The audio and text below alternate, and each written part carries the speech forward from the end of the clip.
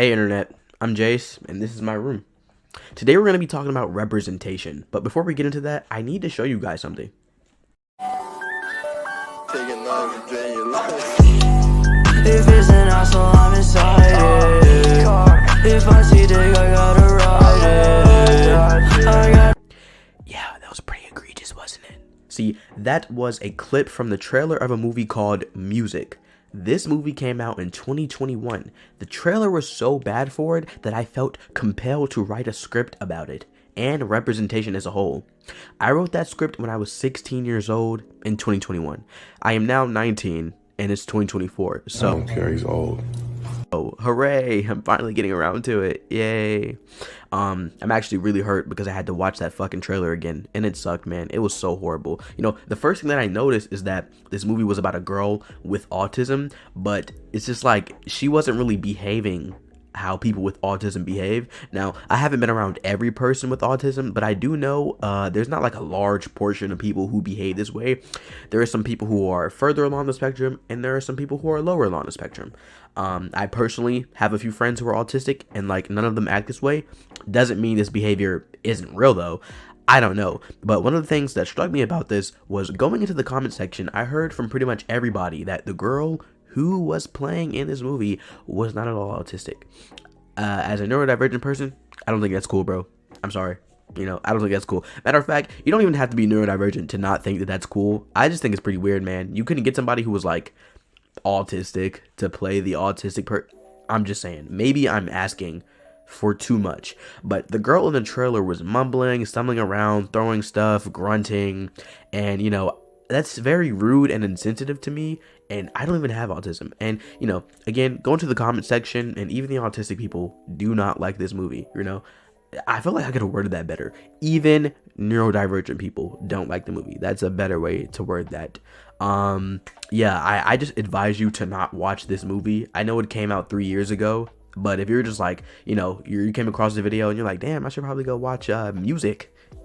Don't watch it, okay? Just let it die. Matter of fact, I don't even think you can find it on streaming services. I don't even think it came out in theaters.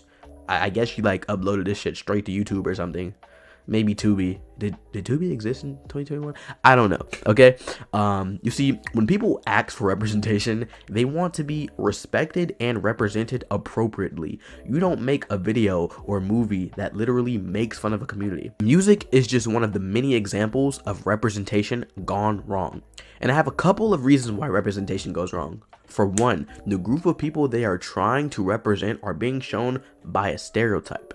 And this can be harmful and often straight up disrespectful. Another thing is the actors they choose are often not a part of the group they are trying to represent. And sometimes it can be done right and sometimes it can be done wrong. Representation can be used in any medium, but it's how you use it. And it matters because how can you tell a story when only one side tells it? An example of representation done right, respectfully, and just plain awesome is Black Panther. Black Panther came out February 16th of 2018. That's right, smack dab right in the middle of Black History Month, and it made a bang. Millions of black people were rushing to the theaters wearing African-style clothing and shouting Wakanda forever and wearing the Black Panther necklace. I remember going to school and for a whole 2 months, everybody was just doing this, bro. You didn't even dap up no more. It was just, I swear to God, it was so crazy.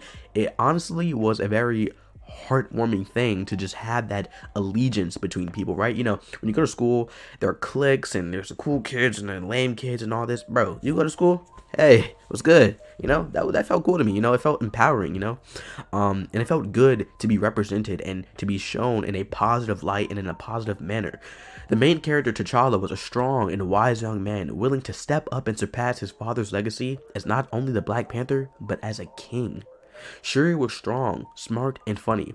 I personally believe that Shuri's character broke so many stereotypes about black women. They are in fact interested in technology. They are not dumb. They're strong in a good way, not in like the angry black woman way. I believe Shuri shut all that negative stereotype stuff down. Personally, I think the most important character to the Black Panther mythos is Killmonger. Now, I'll be making a completely separate video on my boy Killmonger at a later date, but I'll give a brief description. Killmonger was born in Oakland, California, in the ghettos. a story that a lot of people in and out of the black community can resonate and sympathize with. When Eric's father was killed by the Black Panther, T'Challa's dad, not T'Challa, Eric was presumably in the ghettos all alone, having to fend for himself. During that time, he witnessed the horrors of living in poverty within America. And during that time, he formed a goal to reclaim his birthright and use vibranium to free his people and help us fight back. He is a villain with good intentions. Now, I've seen a ton of people make videos about Killmonger, and they're like, oh, Killmonger doesn't really care. He's just a man blinded by vengeance. I don't think so, man. I feel like Killmonger's heart was in the right place, you know? Like, his heart was like in evil, but it was like evil for a purpose, you know? He was a tweaker, definitely, for sure. He definitely tweaked out, but I feel like he was just doing anything. I'll talk about it in my Killmonger video, I promise, guys. But you know, Killmonger is a character that truly represents the pain and thirst for revenge that some African Americans have. I'm sorry, but some of y'all, man, some of these Hotep niggas out here, bro, some of y'all be sounding a little crazy. I ain't gonna lie to you, bro. Like, y'all be, the white man this, the white, hey, listen, that'll be another video too. But anyway, he wasn't born in Wakanda. He was poor in the ghettos. He had to deal with racism. He was treated less than. In a way, he's just like us. They not like us. They not like, sorry, that song is so catchy, guys. It's actually very fitting that I decided to make this video 3 years later. But anyway, and in my opinion, this is representation. But anyway, in my opinion, this is representation done right. Black Panther perfectly encapsulates hip-hop and Afrofuturism and traditional African culture all in one. And regardless of how you feel about the movie, you can't deny that Black Panther represented black people and our culture better than most movies, okay? That's just my opinion, though. You know, and to be honest, representation is like a sword versus a cannon. See, representation can fight against the ever-expanding narratives and stereotypes about how people are viewed and seen. And marginalization of certain groups and people can lead others to start seeing those groups of people as one big fucking stereotype. You know, everybody just wants to be seen as unique and themselves. Now, there are many more examples of good representation and bad representation, but music and Black Panther came to mind for me. But there is one thing that I do want to address, and that's pandering. Pandering. Yeah, I'm not good at ASMR. Anyway, pandering is bad. It's weird. Don't pander. People don't like that, and we can see right through it, right? You know, pandering is making a character like gay, black, trans, and that's like their only character, right? Like, one of my favorite characters in all of media is Jules from Euphoria. I fuck with Jules. I fuck with Hunter Schafer. Hey, yo, hit me up. Anyway, you know, I just, like, I loved her character, and, like, of course, her being trans was a reason for, like, who she is at the current point of the story. But, like, it wasn't just like, yeah, Jules is trans, guys. She's trans. Look, trans. You know, Jules wasn't saying, I'm literally trans in every line. You know, she was just herself. She was a real fucking person. Because trans women are women. I believe that. I believe that trans women are women. And I definitely think that they allowed Jules to just exist as a fucking human being without being a walking trans flag. I fucked with that. I love that, you know? I didn't feel like Black Panther was pandering. I felt like it was just black people existing in their little fictional superhero world. I fuck with that. You know, I feel like it has to be done right. But pandering really gets me mad because it's like, bruh, you want me to watch and support something, and its only plot point is, look, it's a black person. He's black. Representation.